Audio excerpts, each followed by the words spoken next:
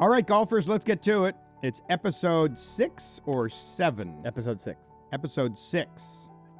Still in the Star Wars movie realm. We got 3 more to go. 3 more to go, and we'll taking care of Darth Vader. Good morning, everybody. I guess I can say that. We're filming this in our studio in Ottawa, Canada, on a beautiful Monday morning, about time. But we are getting such crappy weather here in the Northeast, and I was amazed. It's PGA Championship Monday morning, and Bethpage Black didn't look wet at all. So obviously, something about the jet stream is nailing us this year, and New York, New Jersey aren't doing too badly. But and lots to talk about. We had our big Brooke Henderson appearance this week. We did our Kids to the Course Classic up at Eagle Creek for my junior golf initiative, or I guess I'd say ours, Jake. The whole family's involved. And PGA Championship, and lots of people being fit and hitting golf balls. So we got a few things to teach you too. We're May in golf in Canada. The golf thing is booming. Weird that the PGA is over, isn't it? A little bit. Yeah, major. I don't know how I feel about that. Glory's last chance just became Glory's second chance. Yeah, we've had 3 great winners. I mean, we've had Rory McIlroy, Tiger Woods, and Brooks Koepka. But I have to tell you, I was pretty disengaged. Brooks is a hard guy to feel warm and fuzzy about, and he ran away with it so early, and then Tiger missed the cut. Yeah. Phil wasn't really playing that great. That Phil New York vibe never really happened. Luke List and, a lot of other, no offense, guys, but we don't care that much about them as they're trying to get to that next level, right? So here we are sitting here on the 20th of May or the 21st of May, whatever it is, and we've only got 2 majors to go. The Open Championship is now Glory's last shot. Isn't that amazing? Yeah, I don't think they'll be using mid-July. No, they won't use that. And then the playoffs, which I suppose will get more and more engaged with over time. I have a little bit, but I care more than I used to. What are they doing this year? This year they're doing that thing where the guy who's leading starts at 10 under par or something like that. Did you see that? Oh, yeah. The new system. So I don't know how that's going to work, but it'll just confuse, the fringe watchers again. It's not going to engage more people to watch it. So we'll see what it looks like when it comes about. I mean, one thing I would say about the FedEx Cup thing in general is you're right. I was starting to kind of understand how it works and be a little more engaged in it, and they push it so hard. In the first events of the season, they're showing guys FedEx Cup ranks. I know. Race to the cup. Just as we're starting to care a little bit, and Tiger wins the last event last year and kind of heightens the cloud of the whole thing again, they change it on us. So we'll see what happens. I don't know if it's good for the normal fan or not. I get that they're trying to make playoffs because it's like other sports, but I don't know. We'll see this year what happens, but I certainly I know, All right, back to the PGA Championship. Who cares about the playoffs? There you go. We really don't care. Let's talk about that PGA Championship. Yep. You're a millennial. Yes. I'm I'm not. I think I'm 1 year shy a baby boomer.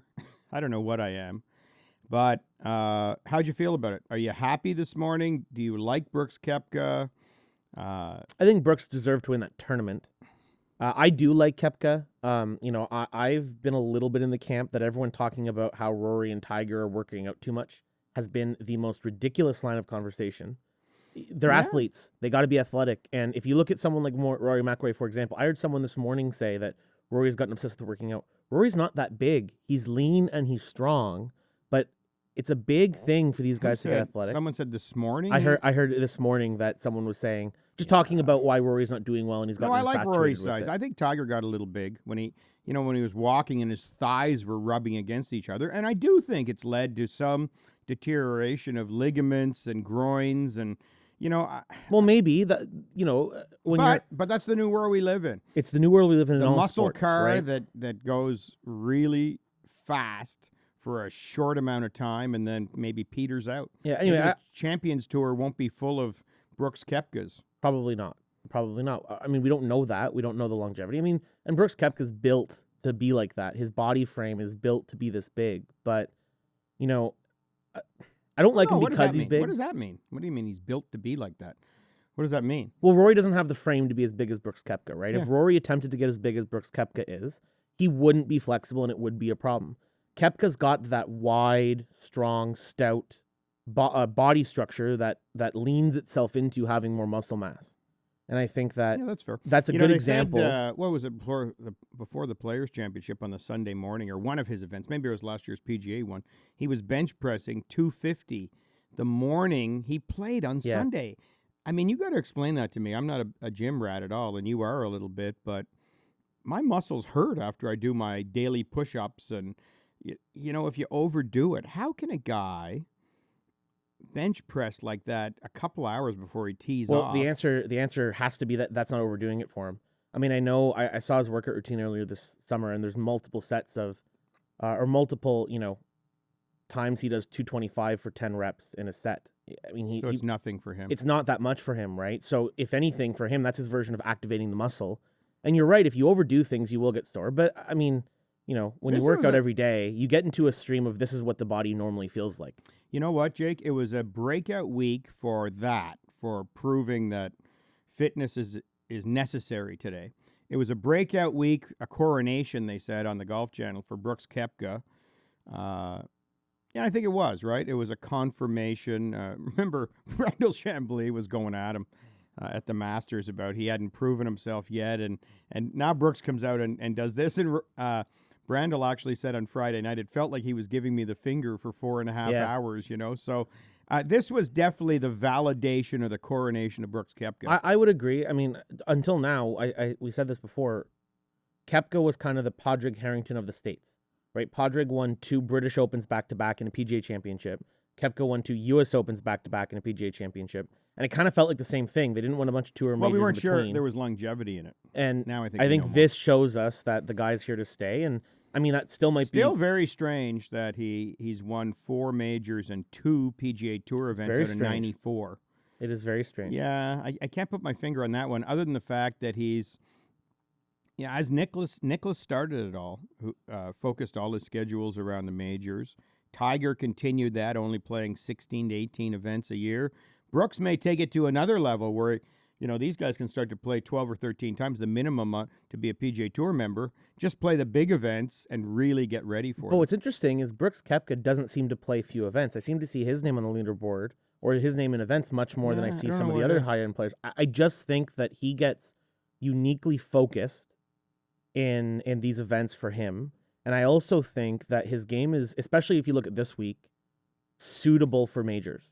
Right, he hits it long and straight. Not only focused, Jake, but preps properly. Spends the couple of weeks, like he spent all of last week, the whole week with his putting coach, and getting ready. Yes, and good point. Anyway, it validated Brooke. It validated fitness. It also, I think, I'm starting to see a separation between kids who just go out there and try to make it and these superstars, because Brooks is there, obviously with his girlfriend and his family, but he's got his entourage. He's got his caddy, he's got his short game coach, he's got his coach, and he's got his chef that travels with him. So when the money is this big and these guys are so rich, they literally have an entire team around them, making it easier for them to win and making it comfortable. They rent a house. There's talk. Some of the guys put their own furniture in the house.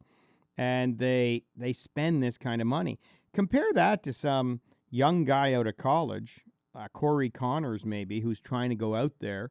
And Corey won the Valero Texas Open, so he's a great player. But there's more of an advantage now for the superstars because they can afford to, overturn or turn over every rock that gives them a shot.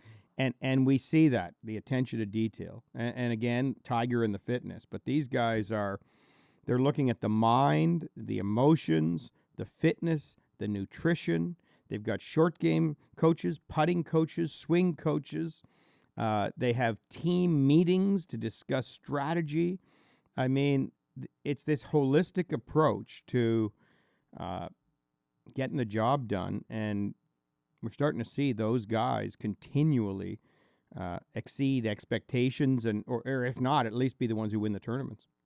Yeah, except, like you said, Corey Connors won in Houston. Max Homa just won toe-to-toe with Rory and won. There's lots of examples of non-big names winning golf tournaments, not the majors. It's been a great point I just made. It is a good point, but I don't give as much credence to that as I think. Well, we'll see as we go forward. Like I say, we've got Rory, Tiger, and Brooks. First 3 tournaments, bing, bing, bing. including the Players' Championship. I know, but that's mitigating. I mean, you're saying it's because of this advantage, or at least partially. Or how about they're more talented than everybody else? Those three are among the most talented people in the game, and they performed at the right time. Well, absolutely. This course also had something to do with that.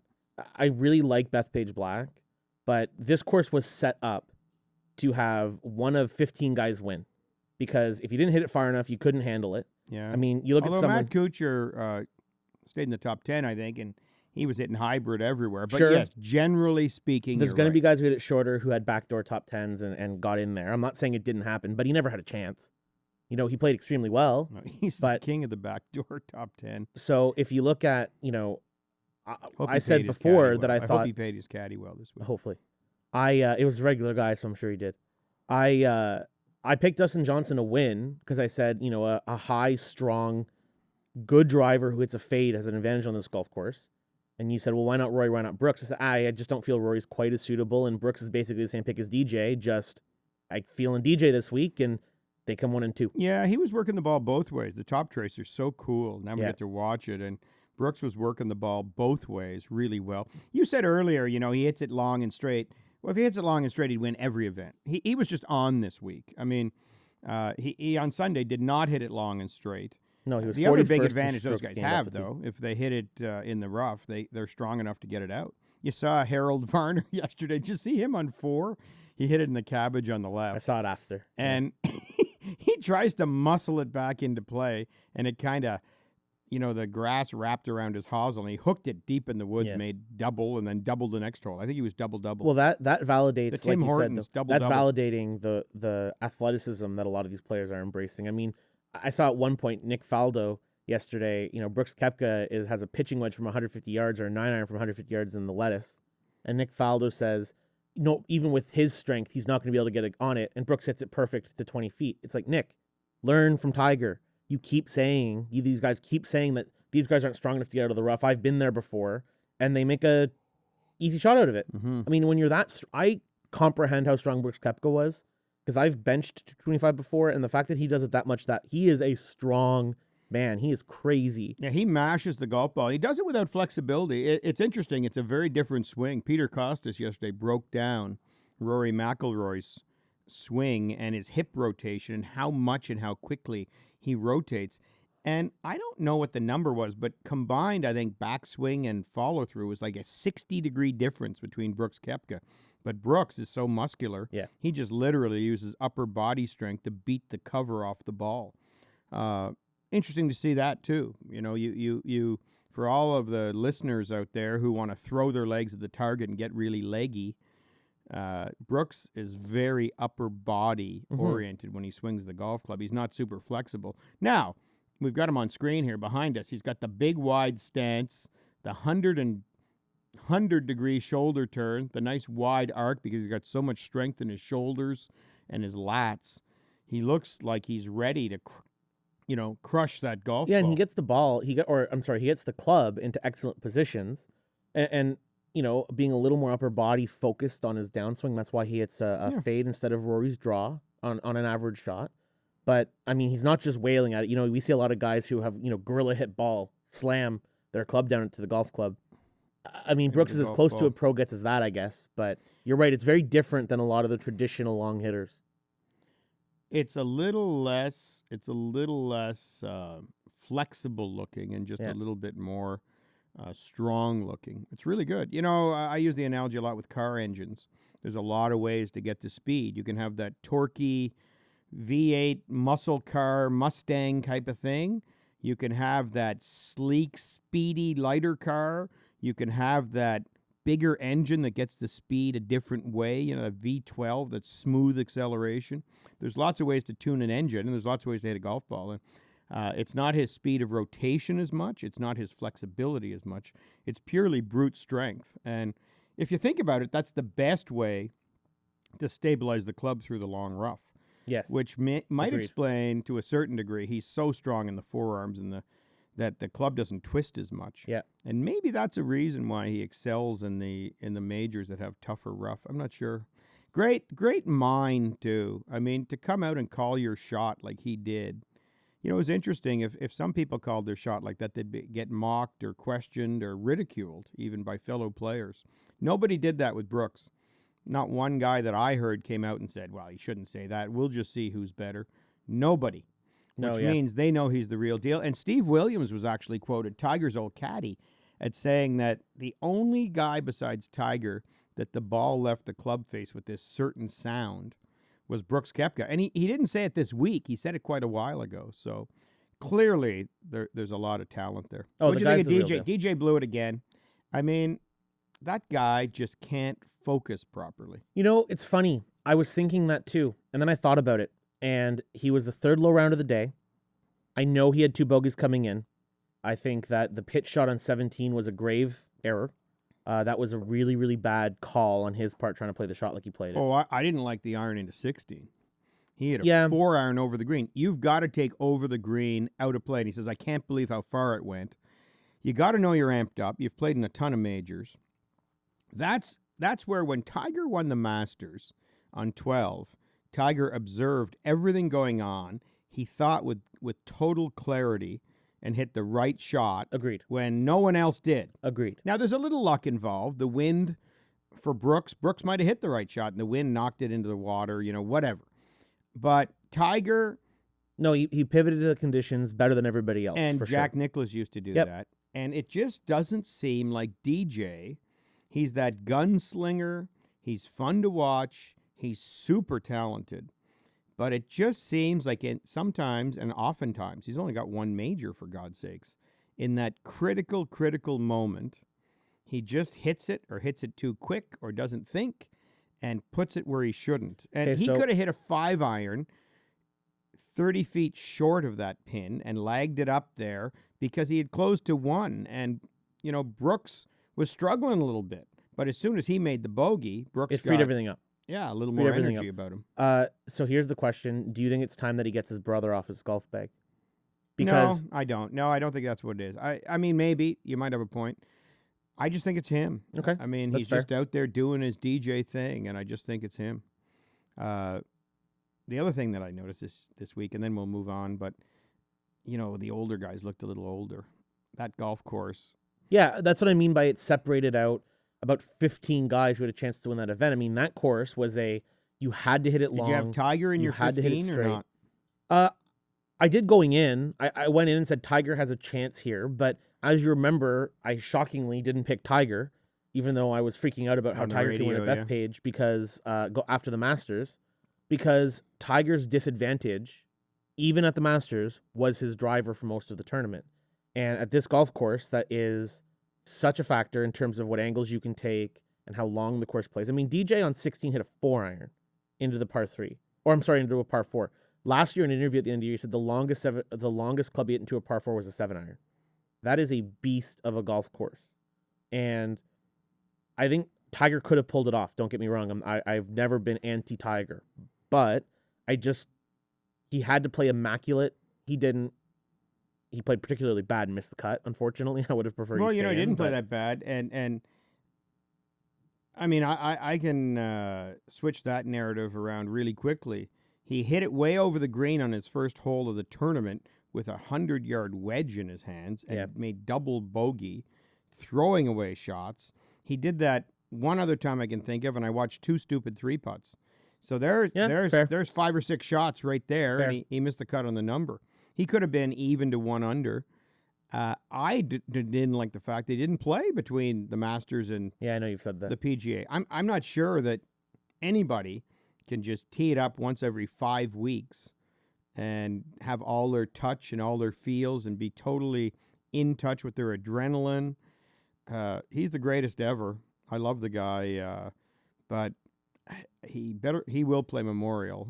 I'd bet money on that one now that he missed. He'll play something. Wells Fargo, but I just think he was a little rusty and a little off, and he looked a little old beside Brooks, and it was interesting. It was quite interesting. Yeah. Well, yeah, but I also think anybody would have looked old. I mean, you could make the same point about Francesco, but no one's talking about it.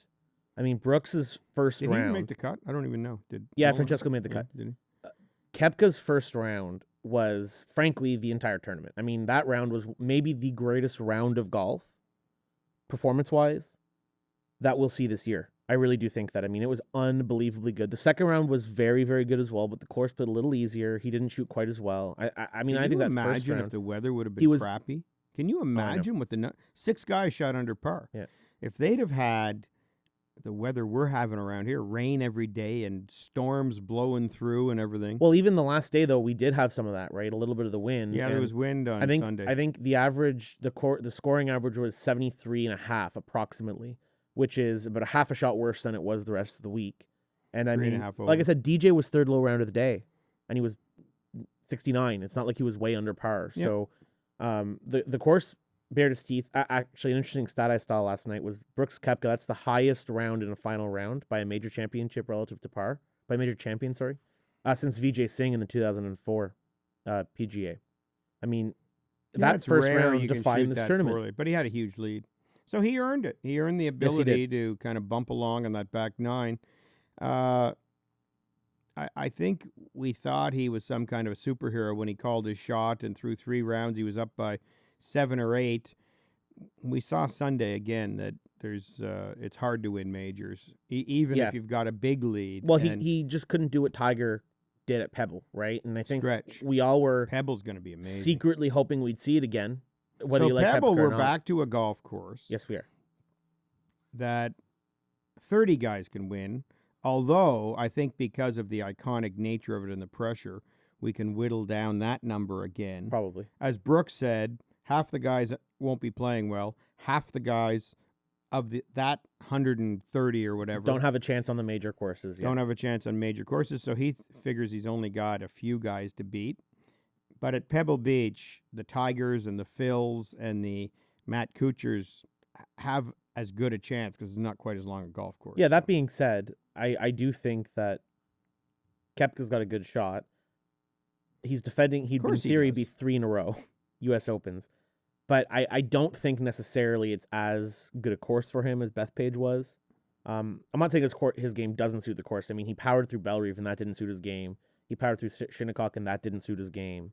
But Well, I don't know. I do think that there are other guys that are more favored, probably. I think the At guys who Pebble hit Beach. it hardest and furthest have an advantage on every course. It suits their game. True. What course doesn't suit Brooks Koepka? If you give him a short course, he'll drive the greens. Comes around Ottawa here and plays Carlton Golf and Yacht Club. not You know saying he's his going to game- drive every green. No, but I'm not saying his game doesn't suit the Pebble Beach doesn't suit Brooks Koepka. What I'm saying is it suits more guys. Yeah. So the field gets bigger. Bethpage, as much as it is a incredible test of golf and we've played it, it's a fun course to play. It is so tough. It was fun to watch the guys deal with that. I do think that it suited his game perfectly and really whittled down the field to, like we said. I mean, Rory, Tiger, Koepka, DJ. How many more guys are in the favorites list there? I mean, Jordan Spieth showed a sign of life. Jordan Spieth, came top T3, but he was by far average the best strokes gained putting. Yeah. I saw this morning, I'm actually shockingly, so he was 10.6 strokes gained putting on the field. That's the best he's ever been in a tournament. So Jordan Spieth averaged 2.66 putts per round strokes Yeah, gained you need your and had a short lights out game. performance. You need your short game to be right on if you're playing a course like But what I'm getting at is Anyway. Jordan Spieth putted way better than anybody else in the tournament and came T3. Otherwise, there's no way he was going to compete in that event even close. Yeah. And T3 wasn't even that close, right? Okay, let's move on. We got it. We got the fact that the big hitters have the advantage. I think it's marvelous to watch a guy like Brooks prepare properly. I'm becoming more of a fan a little bit because I like the fact he does his thing. We had that PGA thing at the Players' Championship. Posture, grip, alignment is what he works on. He gave his TrackMan to his brother, or his launch monitor.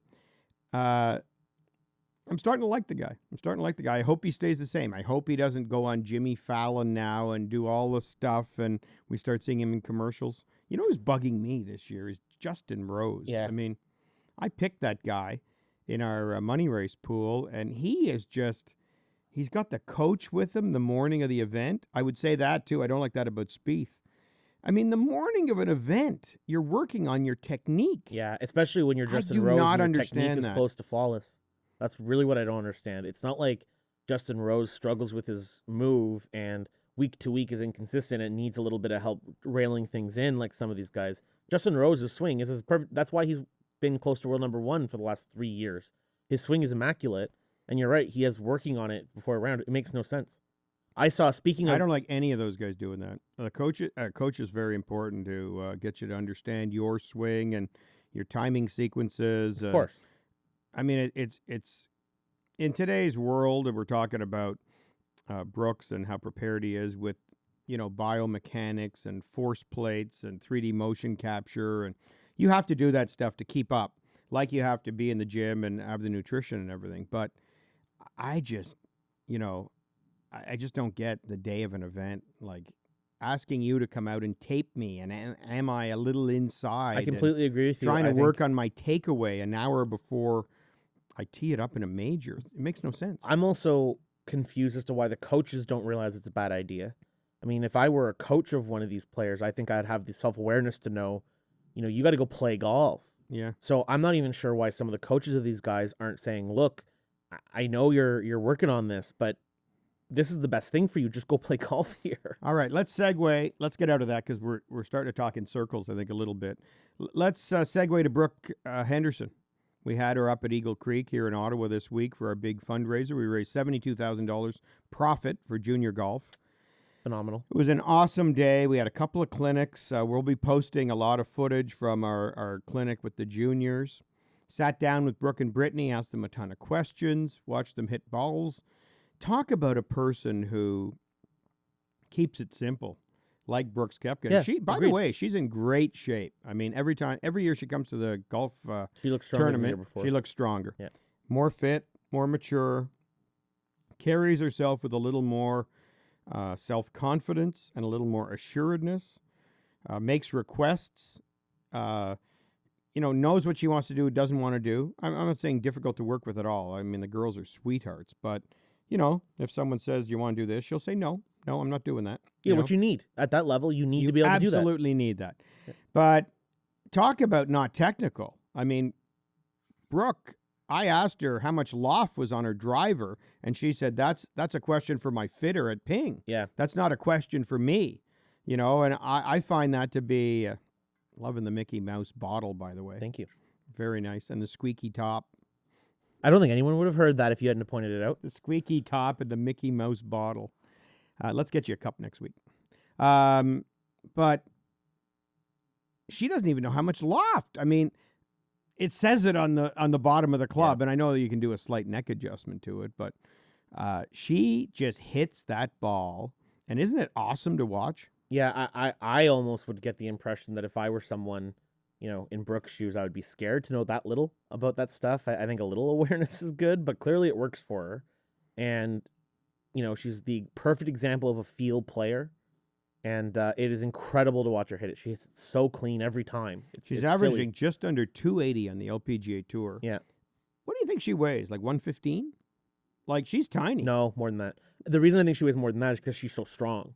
She's very tiny. I don't mean she's bigger than that, but when there's that much muscle mass in your legs, she probably weighs more than we think she would. But that being said, pound for pound, she hits it like a monster. It's craziness to watch it in action. And, I think that's one thing. Love the sound. Yeah. She's got that when she hits her irons, although a little less this year. I think it was only like 12 degrees and cloudy, and she wasn't quite firing on all cylinders.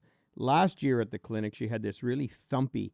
There's a sound that a pro, and I'm not talking me pro, I'm talking... No, a Koepka Brooke pro. A high-end ball striker hitting it super square. Yeah. And she has that sound. She has that kind of thumpy snap down at the bottom. Yeah, agreed. Pretty neat. Agreed. It's fun to watch, and I think that's the reason why we say it's fun to watch so much is, it's... Intellectually, you understand how far she hits it. You look at the stats, you watch her on TV, how far ahead she is, and then you watch that little body produce that power, and you go, oh, this is fascinating. I mean, this is a real thing. So, I think the thing Brooke does so well is she uses her speed in the most efficient way she's able to. And everyone knows she has that big, long swing because she's so flexible that she turns, we said Brooks Koepka turns 100 to 110 degrees.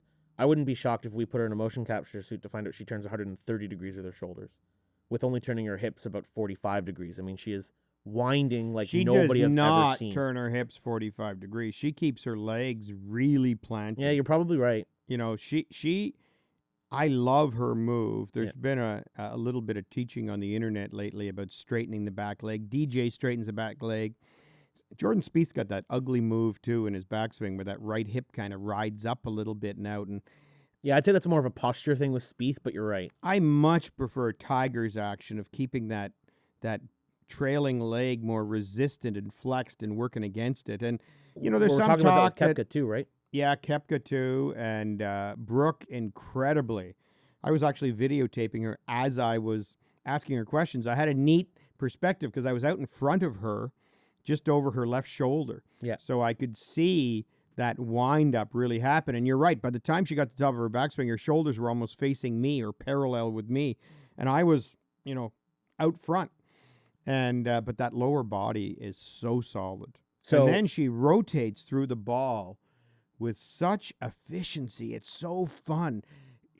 She's just clearing through impact, and her arms are right in front of her chest, and they're slinging around there. It looks like, I mean, the efficiency of the swing. You know, if you take a string in your index finger and your thumb with a little stone on a rock or even a metal washer or something, and you spin it around, that thing starts orbiting so efficiently and quickly, right? Just Brooke amazing. Maximizes that effect. Oh, you know, I think you hit on a really good point there that her arms stay in front of her chest. I think a lot of people have probably been told it a lesson to shorten up their golf swing, because what they're doing is they're lifting their arms to make the club go longer and kind of detaching that connection between your arms and your chest and keeping your elbows in front of you. And the thing that's fascinating to watch about Brooke is her swing is long, not because she does that, but her swing is long because, like we're saying, she's turning so much that when you keep your arms in front of you and turn that much, your swing's going to be long. Yeah. The fascinating Daly in part, his day too. John Daly in his day. The fascinating part about it is then Brooke then has the strength to do exactly what you talk about. Have a slow transition, despite the fact that the swing is that long, which most of us wouldn't be able to do because we'd have to get back to the golf ball. But she turns through the ball so well and so efficiently that she can keep the transition slow, but still get the ball back there in time, which... The club. I'm sorry, the club, thank you. I don't even know how she physically is capable of that. And I think she's another great example of a world-class athlete choosing golf over other sports. Yeah. The same comment that can be made about the guys like Koepka and DJ She's and very Rory. Sergio-esque. She's got that Good comparison. great drop-down move at the top and then great rotation. Although there's a lot less kind of buggy whip effect to Brooke's swing, because Sergio gets that by a little bit of looseness and fluidity with his wrists. Brooke does it through pure turn power. I mean, similar effect, but it's... Interesting to watch her at 40. It'd be really interesting to see. I said, you know, she's got 8 wins now, and yeah, I think she'll win 20 times. I mean, I can't see her not. She's got 5 top 10s this year. She's like Matt Kuchar, but hits it as far as Koepka. Yeah, she's got the combination of both things. And well, I'm willing to go out there and say that I think she's underperformed to this point. I think she's done an incredible job. 8 wins at 21 is amazing, but with how good she hits it and some of the rounds she's put together on the tour, you know, she could easily have more. Yeah. And I think as she continues to mature and get stronger, and I actually thought watching her this year, her swing is actually cleaning up a little bit. It's just getting better as she kind of finds her swing and zones in and gets a little more control. I wouldn't be surprised if she doesn't accelerate from here at some point and maybe she doesn't have 2 wins a year like she has so far. Maybe, you know, that can't be sustainable for the entire time, but I don't know that won't be a year that she rattles off 7. I really think that's possible for her. Yeah, I agree with you. It looks a little cleaner. So her alignment, she always aims right. Yes. And she talked about that in the clinic. She knows she aims right. Last year, I thought she was aiming way right.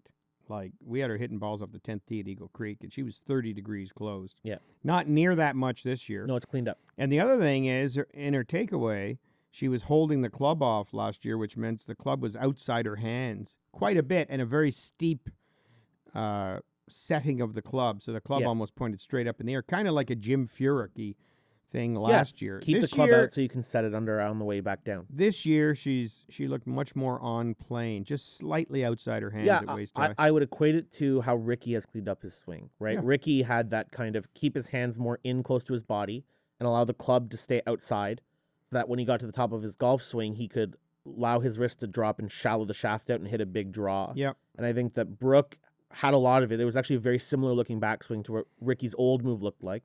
And the same way, she still has that DNA in her. Her hands are close to her body, the club's a little outside her hands, and she drops it under.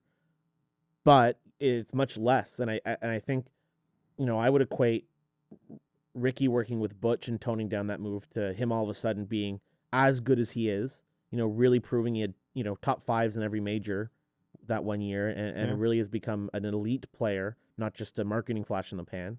And I think Brooke is kind of doing the same thing, which is exciting because, like I said, it could be awesome. Brooke and Brooks, a big week for that name for us, at least here in Ottawa. And we raised $72,000, which helps us. We're coming up on 700 kids buying memberships for them into golf course. We had 17 kids in here the other day, and they were so excited signing all their paperwork for their really memberships. Cool. It is really cool. We also had the kids from the Good Deeds Cup up. The Good Deeds Cup up here in Canada. Chevrolet put it on through Hockey Night in Canada, and one minor hockey team across the country wins $100,000 for doing a good deed in the community.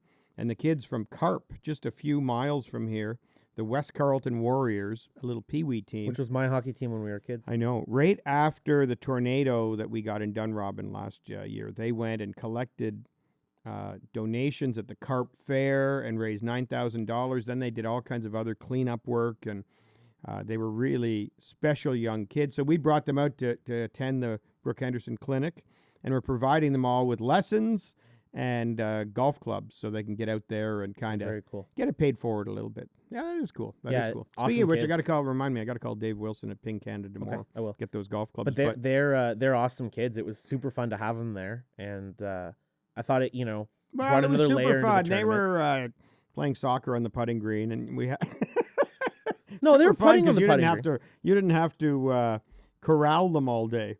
It was super fun to have them there. They are good kids, but they're 13-year-old boys. So who were there all day. I think Dave Ferguson, who was our volunteer who helped with the putting, we have about 20 parents of kids in our initiative and whatnot who help, and Dave had a tough time with them all day. Anyway, let's move on to lesson tee. Let's wrap up today with a little bit of teaching like we always like to do. Of course. Driver, Jake, again for me. We talked about fitting drivers. We talked about fitting all clubs last week. The setup over the driver. I just wanted to give a little lesson on this today because there's just an epidemic going on. You need to hit the driver on the upswing. That's why it's teed up. You play it off your front heel, more or less, ball position, because you want to sweep up on that golf ball. And I tell people it's like a little underhanded serve in volleyball. Imagine putting the volleyball out in front of you and then swing your trail arm and kind of hit up on it and hit that ball with no backspin kind of up over the net. And that's kind of how you're trying to hit a golf ball with a driver. But because the ball's forward, I'd say 80% of the people we work with, all of a sudden the hands go forward up by the ball and the weight kind of goes onto the lead leg. And when those two things happen, you also open up your alignment and you tend to be in a position where you're going to pick the club up and hit down on it. And I see it. Oh, my God. I don't know how many times I saw that this week, but I walked by you yesterday. You were giving a launch session to the guy, and I just whispered to you, set up. Yep. Because, totally. I mean, and I know you talked to him after the fit about that, and he was pretty excited when he left here. But to stand over a driver, we want, first of all, here's a few little checkpoints. Same posture as an iron, give or take. You can be slightly taller maybe, but so many people we work with crouch over a wedge and then stand up really tall over a driver. Try to maintain the integrity of your body lines. Yeah, one thing I think that is a fair thing to say is that the reason pros look a little taller over the driver is because the driver inherently stands you up just a little bit by nature of the angle the club's on. Correct. I don't think that I'm setting up differently over any club, apart from maybe a width of stance discussion, which we'll have, I'm sure. See more. There's way too much variance on high handicappers, number one. Number two, width of stance. Let's narrow it down, people. I mean, if you get too wide, the weight won't even transfer from leg to leg, and it's hard to rotate and develop speed. So you'll always be hanging back, or for those of you who start on your lead leg, you stay on that leg and hit down. I'd like to see the stance narrowed in a general sense, wider than it is for your 5-iron and your hybrid and your 3-wood, but marginally, like adjustments in golf are like adjustments to a recipe. They're minute. They're little pinches of this, and people tend to pour a whole bucket of vanilla in the cookie recipe if you say vanilla is the secret to the cookie recipe when it comes to golf. Just a little wider. Yeah, I think 3-wood. One thing to maybe have people understand why this is so important, or why you should be wider in the first place, to understand what you're trying to do here instead of just going as wide as you can. If you listen to our episode from 2 weeks ago about driver optimization, both in terms of fitting and a little bit of body motion, right? We touched on some of this stuff. And if anyone remembers, or if you go back and listen, you should. It's I think really insightful. But your body doesn't really rotate through the ball faster with a driver than an iron. If anything, it rotates a little slower through the golf ball because the stance is wider. So as a general statement, I think people think you need to widen your stance because the swing is faster. The club does move faster because the implement you're using is longer, so the head is going to move faster than it does with an iron. And that means the motion is maybe a little more violent feeling, so a little bit of width does help with that. But the real reason why you widen out your stance is because as you widen your stance, you naturally angle yourself behind the golf ball a little bit more. Your spine angle from face on increases because the width of stance means that when your hands are on the club the same way, your back shoulder drops a touch more and you're angled slightly more behind the golf ball. Well, it doesn't have to. This is my point. This is what people aren't doing. If you widen your stance, but you lean on your front leg but that's when you address the ball. So you're right. Let's if you finish take that out of there, but if you don't do that, if you don't lean on your front leg, you will be angled back more. That's why optimal angle is 1 to 4 with an iron and 4 to 7 with a driver. What would you like to see for weight distribution? I don't want to jump around. I want to do this in order. So the first thing we're going to do is narrow that stance up a little bit, right? Yeah. We want to do that. We're going to maintain posture. Yes, we're not jumping around. What I'm saying is that the point to widening your stance is to angle you back a little bit.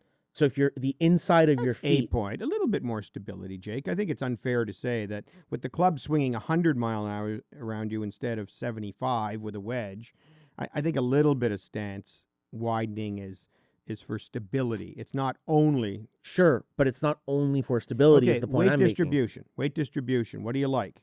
Do you like 50-50? Do you like a little more back leg, a little more front leg? 50-50. And I think if you look at pressure data for PGA pros on all of our clubs, we actually tend to have a subconscious little bit of pressure on our front foot to feel like we can push off of it. So, if pressure data would suggest 55% onto your front foot, now, that doesn't mean lean forward into your front foot. There's a little subconscious push there. I would tell high handicappers 52% on your back leg. Yeah, I think that's totally fair. Let's get behind the ball. And what I was going to say is that tells us, if anything, you don't want to lean way back and artificially fake it and wind up 60-70% on your back leg, but you should be 50-50. And if you're going to favor one, favor the back leg. A little bit. Then spine tilt. You alluded to it with a little wider stance. But this is something people have to pay attention to. It doesn't magically happen, is the point I was jumping in on there. Just because you widen your stance, you can stay dead vertical. So everyone, think about your spine angle or your spine posture line. Straight up and down is 90 degrees. When you hit an iron, we want 92 or 3. We want a little bit of tilt away from the target with your head. With a driver, 5 to 7 degrees. We want more tilt. And if you stand with your weight 50-50 and your stance is only a little wider than it is with your hybrid, and then you tilt back 5 degrees and you've got the ball off your front heel, your lead ear is going to be 5 inches behind the ball. So you're way behind the ball, which is what we want. The only point I'm making, but you're absolutely right. I agree with everything, except you don't even have to lean back 5 degrees. If you widen your stance and you have your back hand on the golf club and your hand's in the right spot, you will be tilted back. Because your back hand is lower than your lead hand, so your back shoulder is lower than your front shoulder, so you're tilted. So to me, I would say just don't lean forward is really the point.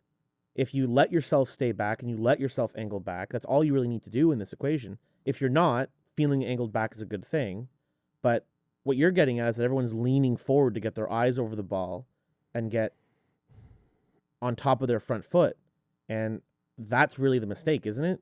Or am I wrong? Or are you saying something different?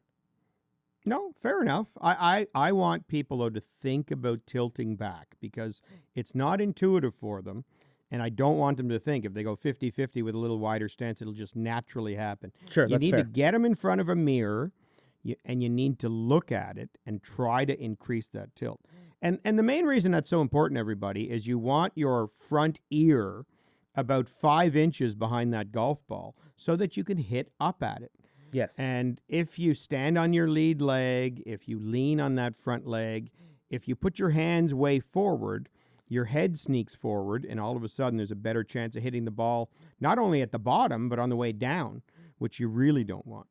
And then my last little thing, number 5 of them all. So we've got posture, we've got width of stance, we've got a little bit of spine tilt.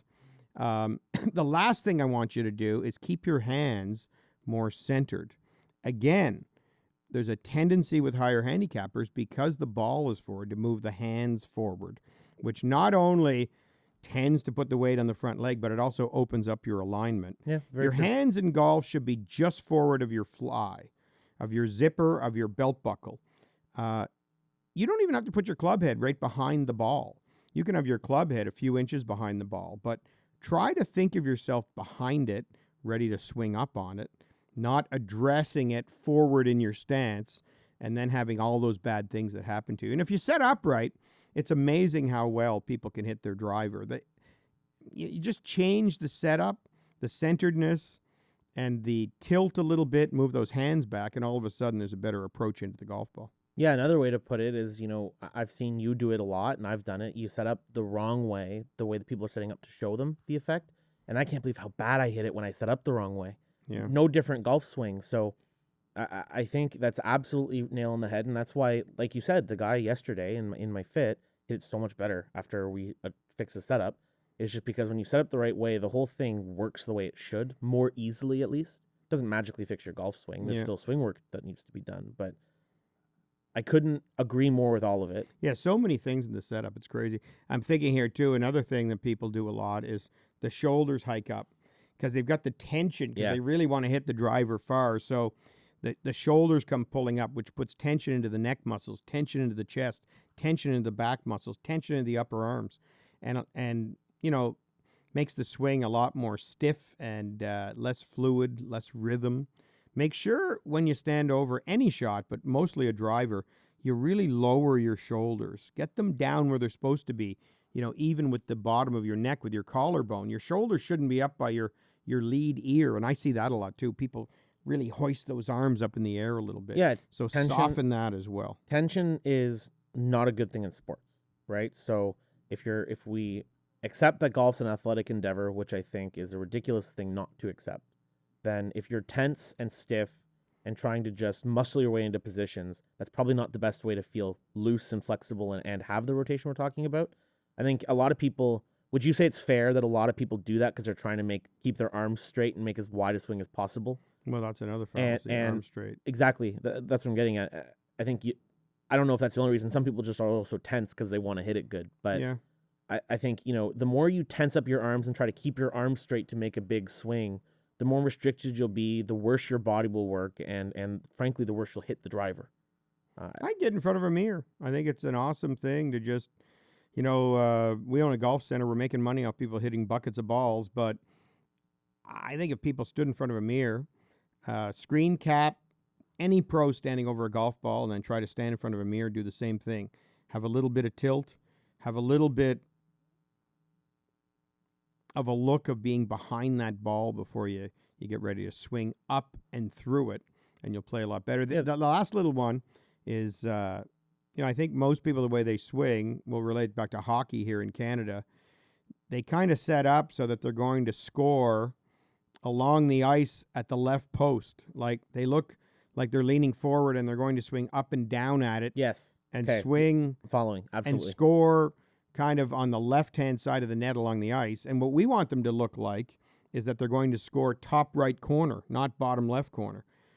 If you look like that over the golf ball, you have a lot better chance of not cutting across it to hit that slice, not hitting down at it. And it gets a lot easier to hit it up in the air. I always love hitting a few for people. I'll stand on one leg and just kind of stay behind it and swing my arms back and through up on it, the ball will jump 175 yards without, I'm chatting with them as I'm doing it. And especially ladies who really struggle because they're doing all these things to try to generate some speed but can't. When you see that club just swinging on its own arc and really traveling on the proper path with a relaxed arm swinging motion, it's amazing how far the ball jumps. Like, think about 175 yards. It's almost 2 football fields. Yeah, like we said when we talked about the driver optimization stuff, right? When you have a driver that's fit well and you hit it the right way, the driver does the work for you. You know, it's you just saying that just triggered even understanding that you should be, you know, as you said, scoring top corner or for right-handed players, swinging to first base. First base line, second deck, You upper know, deck, first base line. I right? couldn't believe it. Yesterday, I had a gentleman come in for a lesson. Worked with him last year. His swing has gotten a lot better, a lot more efficient. He was playing really well in the fall, came back in the spring, was hitting huge pulls. He's a left-handed player, so he's pulling the ball right. So we looked at his golf swing on video, and we said something in his backswing, and he came out, and he actually was able to fix it quite quickly, and it was looking really good. And he's hitting some good shots and some big pulls. And I look at him and go, okay, so you understand here that what we've all been doing is to clean up the swing so that we can have a better downswing, right? And he goes, yeah, absolutely. I said, okay, you're still kind of chopping across it like you normally do, even though I really don't have a reason for you to be doing that right now. How about we try swinging out for him to third base because, you know, he's left-handed. And literally the first shot, he blocked it. Totally different ball flight. And I said, okay, tone it down a little bit, swing out to halfway between third and second. By the end of the session, for the first time ever, he was hitting draws with a driver. It's a neat way to think about it. Place yourself at the plate of a baseball diamond and then try to make your club path go to whatever area of that diamond you want. You can hit a little pull cut if you want to keep it low in the wind and you got a little left to right hole or whatever. Just visualize the ball going to the place in the diamond or in the baseball field that you want it to. Right? I think it's great. I know I was floored watching him do it because it changed so much just from understanding he should be trying to do that, especially with the driver, that I think it's worth mentioning to people. You know, you want to swing out to the target, especially with a driver. As you say, you want to swing up and hit the ball up into the air like a volleyball player. If you swing out in that direction, I think that's also a great thought to get you moving the right way through the golf ball and stop trying to, like we referenced earlier, right, gorilla slam and hit the golf ball down as much as you can. I think taking a driver lesson is probably a really good idea. I gave a short game camp. We'll wrap up here, Jake. We're getting a little long, I know, but I gave a short game camp yesterday, and I was talking to the guys about how important it was to work on their short game, and I basically, you know, kind of subdivided the game, and I said, look, putting's 25%. Statistically, it's higher than that but a lot of them are gimmies and tap-ins and little short putts. So 25% of golf. Yeah. 25% of golf is the driver. And once again, you need that. Probably true. So why not take a lesson on just the driver? It's 25% of the game. And then I said 25% is around the greens, which means 25% of the rest of the game is everything else almost. Like if you can get off the tee, if you can putt well and hit anything from less than a full golf swing well, if you've got a really accomplished short game, hitting all of your other irons and your hybrids is part of the game, but I think we spend so much time, you know, hitting buckets and buckets and buckets on the swing. But if you understand the differences with the driver swing and work at it a bit, and then clean up your short game a lot, wow, you'll hit the ball a lot better, notwithstanding the fact that if you work on your pitching motion, you'll probably hit a better iron swing anyway. That's true. Maybe consider booking a short game lesson and a driver lesson and kind of think at it from a little bit different perspective that way. So here's a question for you then, because that opens a bit of a Pandora's box.